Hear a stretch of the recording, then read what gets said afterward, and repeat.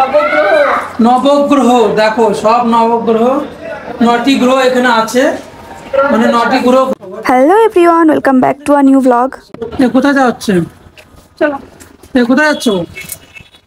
আমরা যাচ্ছি আজকে মাসের 1 তারিখ, কত ইংরাজি মাসের 1 তারিখ। তো প্রত্যেক ইংরাজি মাসের 1 তারিখে আমরা গণেশগাড়া মন্দিরে যাই পুজো করতে। তো এখন চলো, তোমাদেরকে নিয়ে যাচ্ছি গণেশগাড়া মন্দিরে পুজো করতে।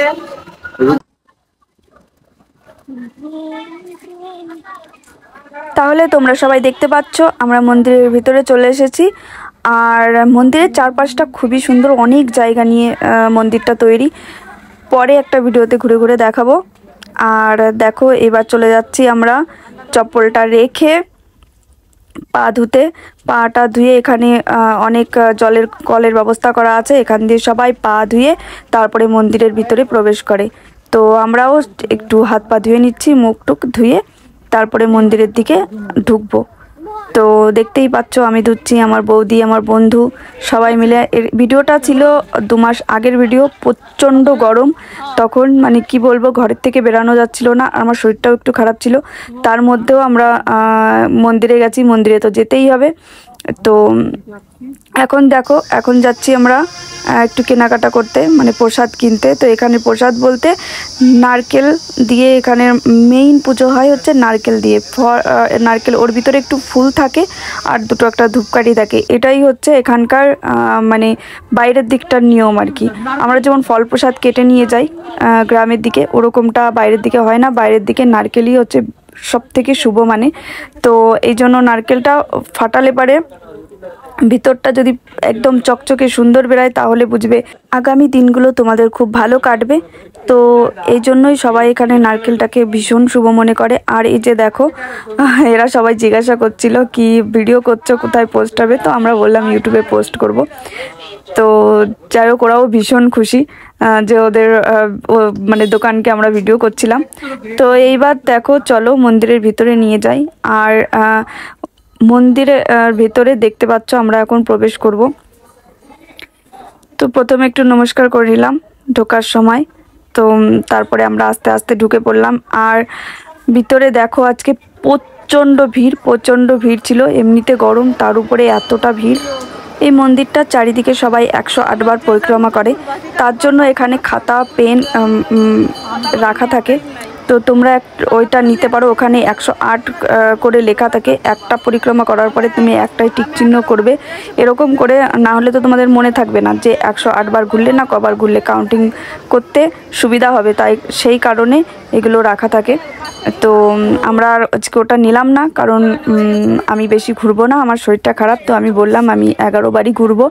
আর সবাইকে বলে দিলাম যে যার মতো ঘুরে এখানে একটা জায়গায় এসে জমা হবে, না হলে পারে আমরা এখানে খুঁজে পাওয়া যাবে না, মানে এতটা ভিড় হয়ে গেছিলো। তো সবাই সবার মতন আমরা ঘুরতে শুরু করলাম। তো এটা হচ্ছে প্রথমবার ঘুরবো, সেই জন্য এখানে প্রণাম করে সবাই সবার মতন ঘোরা শুরু করলাম। তো দেখতেই পাচ্ছ। আর এই মন্দিরটা জানো তো আমার ভীষণ প্রিয় বলতে, এমনি মন্দির বলতেই প্রিয়, মন্দির মানেই একটা শান্তির জায়গা। কিন্তু এই মন্দিরটা আমার এত প্রিয় কেন, কারণ হচ্ছে এই মন্দিরটার চারিদিকে না আমি আমার মাকে দেখতে পাই।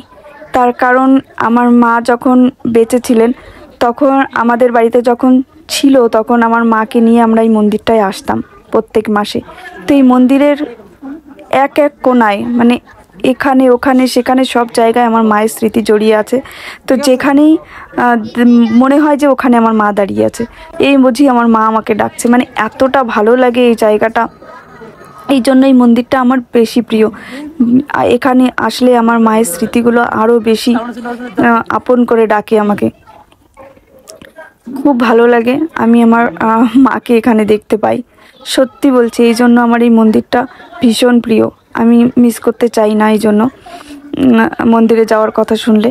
তো যাই হোক, সবাই মিলে এখন ঘুরছি। আর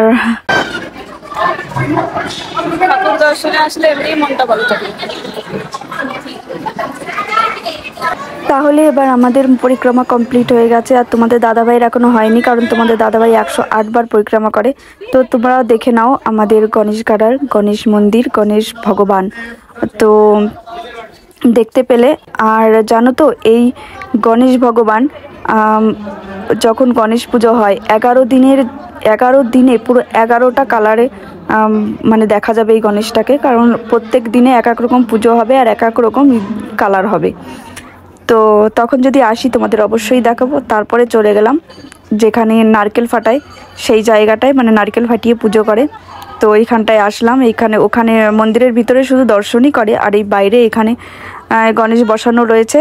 এখানে দেখো আমরা ধূপকাঠি ধরিয়ে পুজোটা করছি ভক্তি ভরে, সবার মনোকামনা করছি, আর তারপরে নারকেল ফাটিয়ে এইখানের পুজো সম্পূর্ণ করতে চলেছি। হায়দ্রাবাদের এই গণেশ মন্দিরটা ভীষণ জাগ্রত। ভগবান গণেশ বাবা কখনোই কাউকে খালি হাতে ফেরান না, সকলের মনস্কামনা পূর্ণ করেন। আর ভগবান সকলকে মঙ্গল করুন, সকলের মনের ইচ্ছা পূরণ করুন।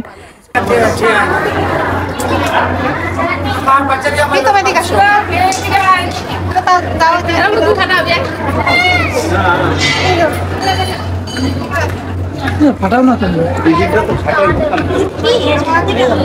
উষা।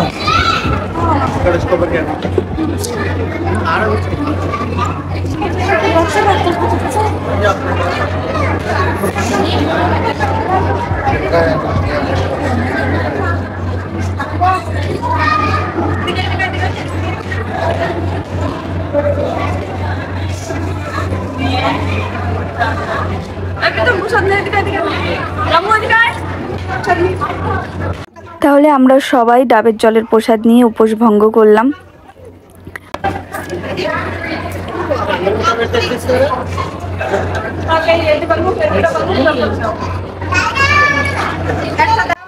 তাহলে দেখো এবার নারকেল ফাটাচ্ছে আমার বাবা, মানে আমার ভাইপো। তো ওরাও এসেছিল, তো ওদেরকে বিশেষ করে ওদেরকেই মন্দির ঘোরানোর জন্য আসা, আর তার সঙ্গে আমি তো আসতে চাই। তো এবার চলো তোমাদেরকে নিয়ে যাচ্ছি নবগ্রহ ঘোরাতে। তো এটা হচ্ছে নবগ্রহ, 9টা গ্রহ আছে এখানে। তো এই গ্রহের চারিপাশ দিয়ে যদি 9বার পরিক্রমা করা হয় তাহলে আমাদের গ্রহের দোষ কাটে। তো এমনিতে তো গ্রহের দোষ কাটানো খুবই দরকার, তো এটা যদি সম্ভব হয় তো আমরা কেন করব না বলো। তো মন্দিরে গিয়ে এর জন্য নিজেদের দোষগুলোকে আগে কাটানোর চেষ্টা করলাম, ভগবান আমাদের ভালো রাখুক। তারপরে চলে গেলাম। প্রচণ্ড খিদে পেয়েছে, মানে ঘুরতে ঘুরতে তো করতে করতে 2-2:30 বেজে গেছে। তো আমরা দেখো লাইনে দাঁড়িয়ে আছি, প্রচণ্ড ভিড়। আর এখানে প্রতিদিন এই মন্দিরটায় প্রতিদিন খাবার দাবারের ব্যবস্থা করা হয়। প্রতিদিন যত মানুষ আসবে তাদের জন্য ডাল ভাত, সবজি, পায়েস এগুলোর ব্যবস্থা করা হয়। তো দুপুরে এখানেই খাবার দাবার দেয়। মন্দির দর্শন করার পর, ঠাকুর দর্শন করার পর এখানেই খাওয়া দাওয়া করে সবাই বাড়ির দিকে যায়। তো আমরাও সেই জন্য লাইনে দাঁড়িয়ে গেছি খাবার খাওয়ার জন্য। আর মন্দিরে আসবো, মন্দিরের প্রসাদ খাবো না এটা তো হতেই পারে না, কারণ মন্দিরের প্রসাদ মানে একটা ভীষণ ভালো জিনিস। আর মন্দিরের প্রসাদ খেলে অনেক রোগ ব্যাধি থেকে মুক্তি পাওয়া যায়। তো আমি এই জন্য মন্দিরের প্রসাদ কখনোই মিস করি না, যত কষ্টই হোক। এখান থেকে আমরা খাওয়া দাওয়া করেই তারপরে বাড়ির দিকে যাই। তো দেখো আমরা খেতে বসে গেছি, ডাল ভাত সবজি আর মিষ্টান্ন। তারপরে খেয়ে আমরা বাড়ির দিকে রওনা দেব।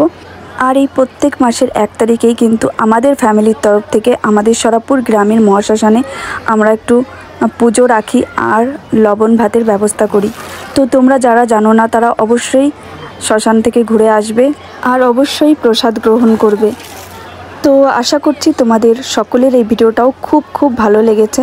আর তোমরা যারা আমাদের চ্যানেলে নতুন এসেছো তো প্লিজ আমাদের চ্যানেলটিকে সাবস্ক্রাইব করে দিও আর লাইক কমেন্ট শেয়ার করে দিও। ভালো থেকো বন্ধুরা, সুস্থ থেকো, টাটা।